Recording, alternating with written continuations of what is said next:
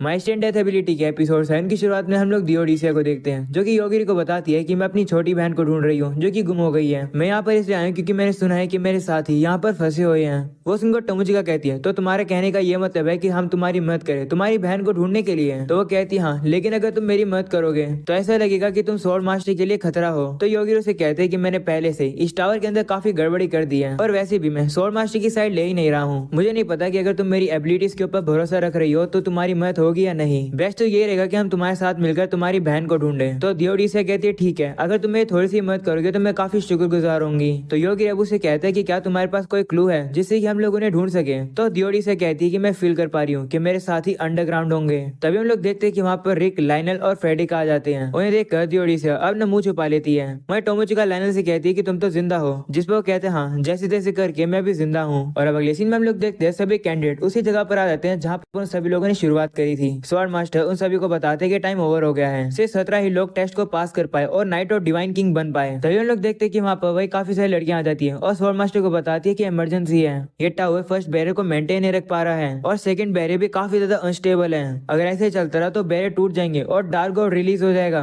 तभी हम लोग देखते हैं कि वहाँ पर काफी बड़ा धमाका होता है और हम लोग देखते हैं कि जो फर्स्ट बैरियर है वो टूट जाता है और जो दूसरा बैरियर है वो भी काफी जल्द टूटने वाला है। हम लोग एक डीमन को देखते हैं जो कि सामने से आ रहा होता है। वो कहता है कि मुझे लगा कि अगर मैं टावर को उड़ा दूंगा तो बैरियर भी डिसअपियर हो जाएगा, पर ऐसा तो हुआ ही नहीं। उस बंदे को देखकर ही कहने लगता है कि मैं सेंस कर पा रहा हूँ कि ये बंदा काफी पावरफुल है। वहीं पर स्वॉर्ड मास्टर कहने लगता है मैंने सुना था कि अब से 3 दिन बाद यही होगा। वह सभी से कहते हैं कि डिवाइन किंग के नाइट के तौर पर ये तुम्हारा पहला टास्क है, तुम्हें इस बंदे को हराना होगा, नहीं तो जितने भी ह्यूमैनिटी और ये दुनिया है तबाह हो जाएगी। वहीं पर हम लोग योगिरी को देखते हैं जो कि टोमोचिका और दियोडीसिया को वहां से ले जाने लगता है और कहते हैं कि हमारे पास समय, हम लोग को अंडरग्राउंड जाना चाहिए। वो सुनकर टोमोचिका से कहती है क्या तुम यहाँ पर चीजों को हैंडल नहीं करोगे? तो योगिरी कहते हैं नहीं, अगर मैं उस बंदे को हरा दूंगा तो स्वॉर्ड मास्टर को मुझ पर शक हो जाएगा, तो बाकी सभी लोग को उस बंदे को हराने दो। तो इस बात पर दियोडी से भी एग्री करती है और अब वो लोग चले जाते हैं अंडरग्राउंड। दूसरी तरफ अब हम सभी लोग को देखते हैं जो कि उस बंदे से लड़ने के लिए तैयार हो जाते हैं। वो बंदा नीचे आकर स्वॉर्ड मास्टर से पूछता है कि मुझे बता दो कि बैरियर कैसे हटा सकते हैं, अगर तुम मुझे बताओगे तो मैं तुम्हें नहीं मारूंगा। तो स्वॉर्ड मास्टर से कहते हैं तुम्हें क्या लगता है कि मैं तुम्हें ये बताऊंगा?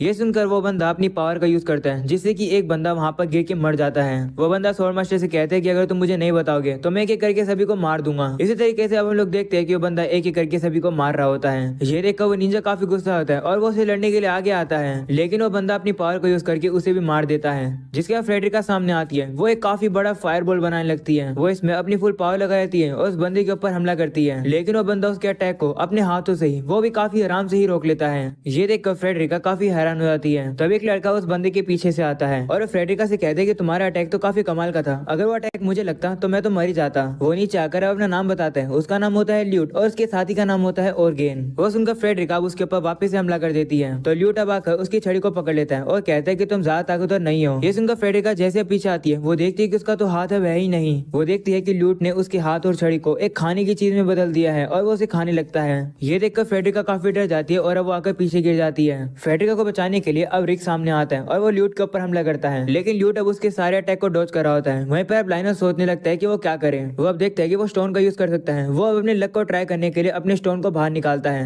और अब वो स्टोन गॉडेस में बदल जाता है। साथ में उसके साथ काफी सारे वेपन्स भी होते हैं। लाइनर अब उसे देखकर काफी डिसअपॉइंट होता है और कहते हैं कि तुम यहाँ पर बस इसलिए आई ना क्योंकि तुम देखना चाहती हो कि मैं कैसा कर रहा हूँ, है ना? तो गॉडेस कहती नहीं, इस बार मैं लड़ने आई हूँ। ये लोग डार्क गॉड के साथ ही है ना, मैं जाकर इन्हें संभालती हूँ। वो जैसे उन लोग के सामने जाती है ऑर्गेन अब उसके सामने आकर बाव करने लगता है और उसे कहता है वेनाटो समा, मैं काफी सरप्राइज हूँ ये देखकर कि आप यहाँ पर आ गई हो। वहीं पर हम लोग ल्यूट को देखते हैं जो कि गॉडेस का गले लगा लेता है। गॉडेस भी उसे देखकर काफी खुश होती है और कहती है कि काफी समय बाद मिल रहे हैं। ये सब देखकर लाइनल काफी कंफ्यूज हो जाता है और पूछता है कि ये सब क्या चल रहा है। तो गॉडेस उसे बताती है कि सच बताऊं तो मुझसे मिलना तुम्हारे लिए काफी ज्यादा अनलकीस्ट चीज है, मैं तो खुद ह्यूमैनिटी को खत्म करना चाहती हूँ। ये सुनकर लाइनल काफी ज्यादा शॉक हो जाता है। वहीं दूसरे हम लोग उन्हीं लोगों को देखते हैं। वो लोग सीढ़ी से नीचे उतर रहे होते हैं, लेकिन सीढ़ी तो खत्म हो ही नहीं रही होती है। तो मौका मौका उन्हें बताती है कि शायद से यहाँ पर एक बैरियर है जिसकी वजह से ऐसा लग रहा है कि ये सीढ़ी इनफाइनाइट है। वहीं पर अब दियोडी से कहती है कि मैं सेंस कर पा रही हूँ कि मेरे साथी आसपास ही है। वो सुनकर टोमोचिका योगिरी से कहती है क्या तुम इस बैरियर को डिस्ट्रॉय नहीं कर सकते हो जैसे तुमने उस दिन मोको मोको की मदद करी थी? तो योगिरी कहते नहीं, मुझे नहीं लगता मुझे ऐसा करना चाहिए। दियोडी से के साथियों ने ही ये बैरियर बनाया होगा। तभी अचानक से हम लोग देखते हैं कि वहाँ पर एक अजीब सी चिल्लाने की आवाज आती है और वहाँ से जो बैरियर होता है वो टूट जाता है। वो लोग अब नीचे जाने वाले होते हैं तभी टोमोचिका फील करती है कि उसके पास से काफी तेजी से कोई चीज गई है। वो अब काफी डर जाती है और योगिरी को पकड़ लेती है। योगिरी अब उसे पूछता है क्या हुआ, जिस पर वो बताती है कि अभी अभी एक ऐसा मॉन्स्टर जो कि ब्लेड की तरह था वो मेरी बॉडी से पास होकर गया है। ये सुनकर योगिरी कहता है क्या? तभी दियोडी से उन लोगों को नीचे बुलाकर कहती है कि मैं यहाँ पर कुछ फील कर पा रही हूँ। वो लोग अपन जताते हैं और जैसे दियोडी से अंदर जाती है वो काफी ज्यादा शॉक हो जाती है क्योंकि वो देखती है कि उसके साथियों को कुछ ग्लासेस के अंदर रखा गया है। वो देख कर योगिरी टोमोचिका से कहते हैं कि तुम बाहर ही रुकना,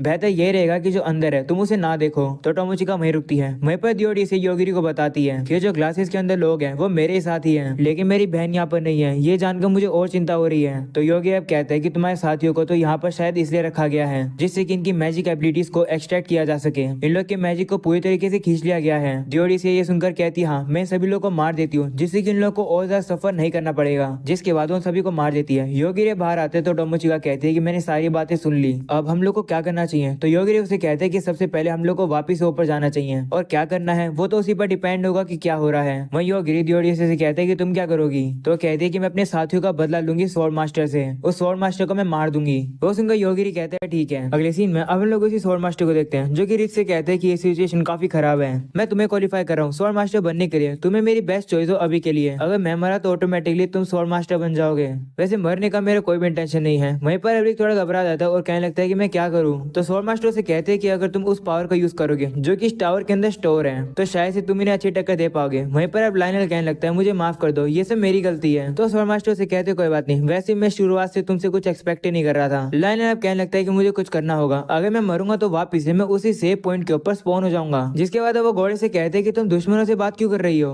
वो सुनकर एक समझ आता है कि लायनल थोड़ा सा टाइम बाय करने की कोशिश कर रहा है। घोड़े सब लायनल को बताती है कि जो मेरे डार्लिंग है वो अचानक से कहीं पर गायब हो गए थे और वो कभी वापिस ही नहीं आए। वैसे मेरा डार्लिंग और कोई नहीं बल्कि वही है जो कि इस बैरियर के अंदर है, यानी डार्क गॉड अल्बार गामा। ये बस सुनकर सभी लोग हैरान हो जाते हैं और कहते हैं क्या वो तुम्हारा डार्लिंग है। तो गोडेस कहती है हाँ, जब भी मैं इस दुनिया के अंदर अलग अलग मैसेंजर को भेजती हूँ मैं डार्लिंग को ढूंढने के लिए, तो मुझे पता चला कि वो यहाँ पर सील हो रखा है और फर्क नहीं पड़ता कि मैं किसी को ही भेजूं, मैं स्वॉर्ड मास्टर को हरा ही नहीं पाती। तो मुझे लगा कि अगर मैं लायनल जिसके पास काफी बेकार लक है उसे भेजूंगी तो मैं डार्लिंग तुम्हारे बैड लक की वजह से वापिस आ जाएगा और ह्यूमैनिटी को डिस्ट्रॉय कर देगा। ये सुनकर लायनल काफी दुखी होता है और कहते हैं क्या तुम मेरे बैड लक का यूज इस तरीके से करने वाली थी। तभी ल्यूट गोडेस को बताते कि जो बैरियर है वो बस टूटने वाला है। ये सुनकर अब गोडेस चेक करती है और हंसने लगती है और कहती है कि लगता है इस टावर का क्रिएटर मर गया, अगर वो यहाँ पर होता तो वो बैरियर को इमीडिएटली फिक्स कर देता और जो वो गॉडेस किलर था वो भी मर गया। अच्छा हुआ कि वो मर गया, नहीं तो मेरे लिए प्रॉब्लम खड़ी कर देता। अब हमें रोकने के लिए कोई भी नहीं है। वो सुनकर लायनल कहता है कि अगर ये सब कुछ मेरी वजह से हो रहा है तो मैं मर जाता हूँ जिससे कि सारी प्रॉब्लम खत्म हो जाएगी। तो गॉडेस कहती है ठीक है, लेकिन तुम असलियत में मर जाओगे क्योंकि मैं तुम्हारी रैंडम वो एबिलिटी खत्म कर दी है। ये सुनकर लायनल काफी ज्यादा शौक हो जाता है। तो गॉडेस उसे कहती है कि वैसे भी तुम मरने वाले हो तो क्यों ना देखो कि मैं किस तरीके से मेरे डार्लिंग को जिंदा करती हूँ। ऐसा बोलने के बाद वो बैरियर के कोर को बाहर निकालती है और कहती है कि अगर मैं इसे क्रश कर दूंगी तो बैरियर खत्म हो जाएगा। तभी हम लोग देखते हैं टोमोचिका और बाकी सभी लोग वहाँ पर आ जाते हैं। टोमोचिका समझ जाती है कि यहाँ पर कुछ ना कुछ बुरा चल रहा है। तभी हम गॉडेस को देखते हैं जो कि इस बैरियर के कोर को डिस्ट्रॉय कर देती है और कहती है कि अब मेरा डार्लिंग जिंदा हो जाएगा। और अब जैसे वो उस कोर को डिस्ट्रॉय करती है वो जो बैरियर होता है वो भी टूटने लगता है। ये देखकर गॉडेस काफी खुश हो जाती है और कहती है डार्लिंग मैंने तुम्हें काफी ज्यादा मिस किया। वो बैरियर अब जैसे हटता है वो जो डार्क गॉड होता है वो नीचे गिर जाता है और वो गिरता हुआ सीधा नीचे पानी के अंदर गिर जाता है, यानी कि वो मरा हुआ है। ये देखकर सभी लोग शॉक हो जाते हैं और कहते हैं कि ये क्या हुआ। वहीं पर अब डिवाइन किंग को भी दिखाया जाता है। वो कहने लगती है क्या डार्क गॉड मरा हुआ है। तो अब हम लोग को पता चलता है कि डार्क गॉड को और किसी ने नहीं बल्कि योगिरी ने गलती से मार दिया, बल्कि उसके रिफ्लेक्स से मार दिया था। ये बात योगिरी ने टोमोचिका को बताई थी और ये वही बात थी जिसको सुनकर टोमोचिका काफी शॉक हो गई थी। योगिरी अब टोमोचिका से कहते हैं माफ करना, गलती हो गई। तभी हम लोग देखते हैं दियोडिसा को जो कि स्वॉर्ड मास्टर के ऊपर हमला करके उसे मार देती है और अपना बदला पूरा कर लेती है। वो देखकर टोमोचिका उसे कहने लगती है कि तुम ऐसे समय पर ये कैसे कर सकती हो।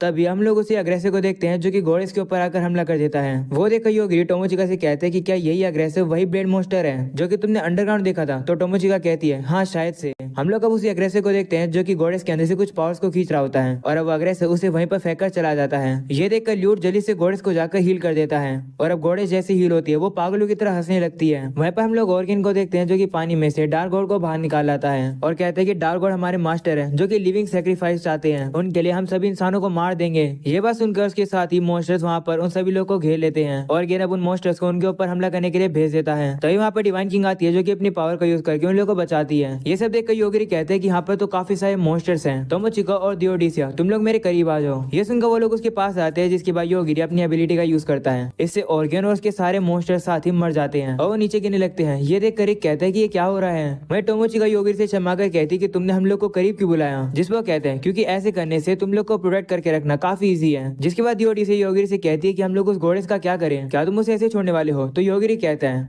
कि वो मेरे ऊपर हमला नहीं कर रही है, तो उसको मारने के लिए मेरे पास कोई भी रीजन नहीं है। हम लोग अब गॉडेस को देखते हैं जो कि पूरी तरीके से पागल हो जाती है। उसे देखकर ल्यूट भी कहता है क्या तुम पागल हो गई हो। तो यहाँ पर दाइमोन और हाइनोस आ जाते हैं जो कि गॉडेस के सारे अटैक को डॉज करके आगे बढ़ रहे होते हैं। हाइनोस अब जाकर उन लोगों से पूछती है कि योगिरी कहाँ पर है। वो सुनकर रिक कहता है तुम कौन हो, जिस पर वो बताती है कि मेरा नाम आवी है। तो रिक उसे कहते हैं क्या तुम योगिरी को जानती हो, लेकिन अभी ये सही समय नहीं है उसे मिलने का। तो हाइनोस कहती है हाँ तुम सही कह रहे हो, पहले सिचुएशन को रिजोल्व करना चाहिए। वो अब अपनी पावर का यूज करके रिक को बताती है कि क्या तुम्हें पता है कि तुम स्वॉर्ड मास्टर बन गए हो। तो रिक कहते हैं हाँ, स्वॉर्ड मास्टर ने कहा तो था कि उसके मरने के बाद मैं स्वॉर्ड मास्टर बन जाऊंगा। तो हाइनोस उसे कहती है कि अगर तुम गॉडेस को अपनी होली स्वॉर्ड और से मारोगे तो गॉडेस खत्म हो जाएगी। वो सुनकर रिक हैरान हो जाता है और कहता है तुम्हें कैसे पता कि मेरे पास होली स्वॉर्ड है। तभी डिवाइन किंग उससे कहती है कि अभी टाइम वेस्ट करने का समय नहीं है, मैं ज्यादा देर तक हैंडल नहीं कर सकती, उसे जल्दी खत्म करो। वो सुनकर रिक अब जाकर गॉडेस के ऊपर अपनी होली स्वॉर्ड से हमला कर देता है और उसे खत्म कर देता है, जिसके बाद वो हिलना भी बंद हो जाती है।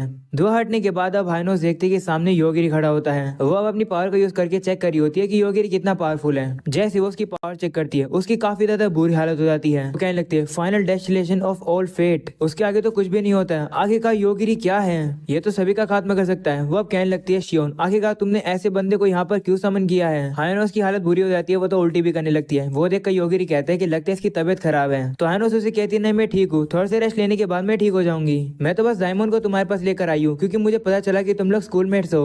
तो योगिरी कहते हैं हाँ लेकिन मुझे इसकी कोई भी जरूरत नहीं है। तो हाइनोस कहती है ठीक है फिर ऐसी बातें तो मैं उसे मार देती हूँ, लेकिन मुझे छोड़ दो। ऐसा बोलने के बाद वो डर के मारे वहाँ से भाग जाती है। वहीं योगिरी डायमंड से कहता है कि तुमने तो एक कॉलर पहना था जिससे कि तुम मेरे सारे ऑर्डर्स ओबे करे थे, क्या वो सब एक झूठ था। तो डायमंड कहते नहीं वो झूठ नहीं था, दरअसल जो कॉलर का इफेक्ट था वो खत्म हो गया था तो मैं फ्री हो गया। वो सुनकर योगिरी कहता है ठीक है फिर। अगले सीन में हम लोग देखते हैं कि सभी लोग तो मारे जा चुके हैं और जितने भी लोग बच्चे हैं वो एक साथ इकट्ठा हो जाते हैं। रिक अब दियोडीसी से कुछ पूछने वाला होता है, जिस पर दियोडीसी उसे कहती है कि मैंने स्वॉर्ड मास्टर को इसलिए मारा क्योंकि मैं अपने साथियों का बदला ले रही थी उससे, इसे तुम्हारा कोई लेना देना नहीं है। तो रिक कहता है लेकिन अभी स्वॉर्ड मास्टर तो मैं बन गया हूँ। वो सुनकर दियोडी से कहती है तो फिर क्या तुम पिछले स्वॉर्ड मास्टर की तरह ही बुरे काम करोगे। तभी योगी उन लोगों को शांत कराता है और कहते हैं कि हम लोग को अंडरग्राउंड चलना चाहिए जिससे हम लोग को सभी सबूत मिल जाएंगे। वो अब दियोडी से भी कहता है कि अगर तुम्हें बदला लेना है तो मैं तुम्हारी मदद करूंगा। वो सुनकर एक योगी से कहता है कि तुम अपनी एबिलिटी से क्या ही कर लोगे। तभी डिवाइन किंग आकर उसे कहती है चुप हो जाओ, लगता है तुम्हें पता नहीं है, तुम योगी के सामने बिल्कुल भी नहीं टिक सकते हो। योगी ही वो पर्सन है जिसने डार्क गॉड को मारा है और उसके साथियों को भी और उसके मॉन्स्टर्स को भी। वो सुनकर योगी कहते हैं हाँ मैं इंटरफेयर तो नहीं करना चाहता था लेकिन उन सभी को मैंने मारा है। वो सुनकर डिवाइन किंग उसका शुक्रिया करती है। वहीं पर रिका भैरानो को योगी से कहते हैं क्या तुमने डार्क गॉड को मारा है। तो योगी कहते हैं कि मैं तो बस एक एवरेज हाई स्कूल स्टूडेंट हूँ और एक सेज ने मुझे यहाँ पर समन किया है। वो सुनकर रिक कहते हैं ओ अब समझा, लेकिन अब तुम आगे क्या करोगे। तो योगी कहते हैं कि हमारा प्लान है कि हम लोग रॉयल कैपिटल की तरफ जाएंगे। तो रिक कहते हैं ठीक है मैं भी कैपिटल में जा रहा हूँ, वहीं पर मेरा घर है। वहीं पर लैन भी कहते हैं मैं भी फ्रेडरिका के ट्रीटमेंट के लिए वहीं जाऊंगा। वहीं पर दियोडी से भी कहती है कि मैं भी जा रही हूँ इन्फॉर्मेशन इकट्ठा करने के लिए। मेरी छोटी बहन का नाम यूफीमिया है, वो मेरी तरह ही हाफ डीमन है। वो सुनकर टोमोचिका कहती है यूफीमिया, ऐसा लग रहा है कि मैंने ये नाम कहीं सुना हुआ है। तो योगिरी कहते हैं हाँ शायद से ये नाम हमने तब सुना था जब हम लोग किसी सिटी में थे। ये सुनकर दियोडी से कहती है अगर ऐसी बात है तो मुझे उस रास्ते के बारे में बताओ जिससे कि तुम लोग यहाँ पर आए हो। तो योगिरी कहते हैं ठीक है। वहीं पर डिवाइन किंग कहती है कि मैं भी सेंचुरी में जा रही हूँ जो कि रॉयल कैपिटल में है, काफी हजारों साल बीत चुके हैं तो शायद से मेरी ब्लड लाइन अब तक मर चुकी होगी। तभी योगिरी उसे कहते हैं कि रॉयल कैपिटल में जाने का रास्ता हमें बता दो। ये सुनकर कहते हैं क्यों ना हम लोग एक साथ वहाँ पर चले। तो योगिरी कहते हैं नहीं, मैं और टोमोचिका हम दोनों ही सिर्फ एक साथ ट्रैवल करते हैं। ये सुनकर टोमोचिका थोड़ी शर्मा जाती है। अगले सीन में हम लोग रिक को देखते हैं जो कि उन लोगों को मैप दे देता है जिससे वो लोग कैपिटल में जा सके। साथ में वो योगिरी को एक पेंडेंट भी देता है और कहते हैं कि अगर कैपिटल में तुम कभी मुसीबत में पड़ जाओ तो बस ये दिखा देना। तो योगिरी उसे ले लेता है, उसका शुक्रिया करता है, जिसके बाद वो सभी लोग वहाँ से चले जाते हैं। वहीं योगिरी और टोमोचिका भी गाड़ी में बैठकर चले जाते हैं। उन्हें देखकर डायमंड वहाँ पर आता है और कहते हैं मुझे तो ले जाते। वो अब वहीं पर बैठकर रोने लगता है क्योंकि वो अकेला हो चुका है। तभी ल्यूट वहाँ पर आता है और उसे कहते हैं कि मुझे एक्सप्लेन करो कि वहाँ हुआ क्या था। अगले सीन में हम लोग शियोन के साथी को देखते हैं जो कि शियोन को बताता है कि हाइनोस गैरुला कैनियन में गायब हो गई है। तो योगिरी का तुम क्या करोगी। तो शियोन कहती है कि मुझे समझ नहीं आया कि योगिरी आखिर है क्या। तो उसका साथी कहता है क्यों ना हम लोग सेज कैंडिडेट से पूछे योगिरी के बारे में। तो शियोन कहती नहीं, मिशन के अलावा मैं और चीजों में इंटरफेयर नहीं करना चाहती हूँ। मैं एक काम करती हूँ, मैं एक ऐसे पर्सन को जापान से समन कर लेती हूँ जो कि योगिरी को जानता हो। तो वो ऐसे करती है और वो वहाँ पर एक बंदे को समन कर लेती है जो कि एक साइंटिस्ट होता है। वो साइंटिस्ट काफी कंफ्यूज होकर कहते हैं कि आखिरकार ये कौन सी जगह है, मैं कहाँ हूँ। तो शियोन उसे अपना नाम बताती है और कहती है कि मैंने तुम्हें यहाँ पर समन किया है, मैं तुमसे योगिरी के बारे में कुछ पूछना चाहती हूँ। हूँ। वो सुनकर वो साइंटिस्ट काफी ज्यादा शॉक हो जाता है और कहते हैं क्या इसका मतलब पैरेलल वर्ल्ड एग्जिस्ट करते हैं, कहीं यहीं से तो योगिरी की पावर नहीं आई थी। वो अब अपना फोन निकालता है और उसके ट्रैकर में उसे योगिरी का सिग्नल मिल जाता है, जिसे देखकर वो काफी खुश हो जाता है और शियोन से कहता है कि अगर तुम योगिरी को इस दुनिया में ले आई हो तो तुम हमारी सेवियर हो, तुमने हमारी दुनिया बचा ली, शुक्रिया इसके लिए। तभी अचानक से उसके फोन के अंदर एक अलर्ट आ जाता है जिसमें लिखा होता है alpha omega standard opening of gate number 1 confirm, self destruction activated. ये देखकर वो साइंटिस्ट काफी घबरा जाता है और शियोन से कहते हैं मेरी मदद करो, मैं मरना नहीं चाहता हूँ, इसलिए जल्दी से मुझे मेरे ओरिजिनल वर्ल्ड में वापस भेज दो। वो बोल ही रहा होता है तभी टाइम ओवर हो जाता है और वो वहीं पर मर जाता है। वो देखकर शियोन सदमे में चली जाती है और कहती है योगी आखिरकार तुम कौन हो। और अब यहीं पर हो जाता है ये एपिसोड खत्म। पसंद आया हो तो लाइक कर देना, चैनल पर न्यू हो तो सब्सक्राइब कर देना। मिलते हैं अगले एपिसोड में, तब तक के लिए बाय बाय।